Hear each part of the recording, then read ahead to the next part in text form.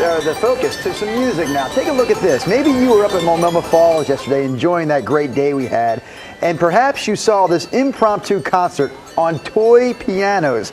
Well, there's a great story behind this that connects Portland to Cuba, and we have the people you saw there yesterday playing for us and appearing with us right here in our studios. This is Pepe. He is a composer from Cuba, and Jennifer, a local composer from right here in Portland. So I want to start with you, Pepe, because you are traveling now freely from Cuba here to Portland, and of course going back because Cuba is still home. Yeah. The opportunity and the ability to travel freely between Cuba and here, something that we wouldn't have seen a few years ago. Can you talk about the difference now in the ability for you to travel freely like this? Well, yeah, certainly these cultural exchanges are a lot easier now, and the opportunities that have suddenly unveiled and widened after this change. You mentioned the key word, cultural exchange. It's a program that both of you are a part of. Jennifer, I read, if I have this right, that you traveled to Cuba, Havana, last fall, the first American composer since 1959?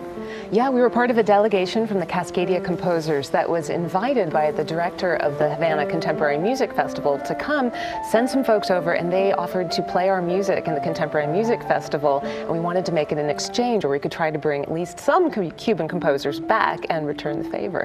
What about your experience though, Jennifer? Did you feel this sense of pressure like, wow, we're getting this opportunity, I better not blow it?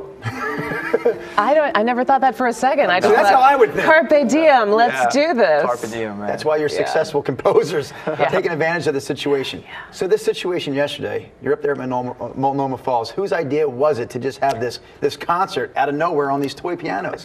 Well, that was me. That was me. Hers, yeah. I do like a random act of culture once in a while. So will you be going back to Cuba? Yes, that's our plan. We're cooking up so many plans for this. Exactly. You know, as long as Definitely. we can make art happen, we're going to do it together. How would you describe, Pepe, your musical style? Is there a way to describe it? Whoa, that's a toughie. Yeah. I like to ask the tough questions. I'm a hard-hitting journalist. Yes. I know.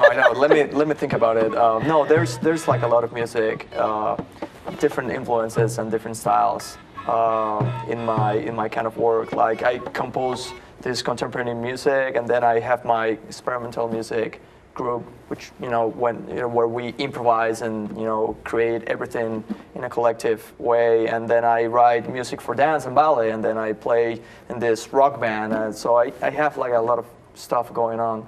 Well, you're sitting here with these pianos on your laps. I think it would be just unjust to not have you play for us. Can you put together a little something to close out the segment? Yeah, only if you play too. Okay, I've got a piano here. Yeah. Don't expect much from me, though, please. You can add any white note anytime it feels right to you. Okay. Okay, here we go.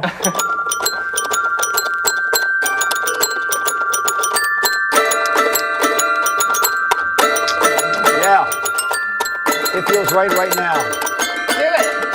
How about Pepe, all the way from Cuba, ladies and gentlemen. Jennifer from right here in Portland, composing and working together by way of a cultural exchange.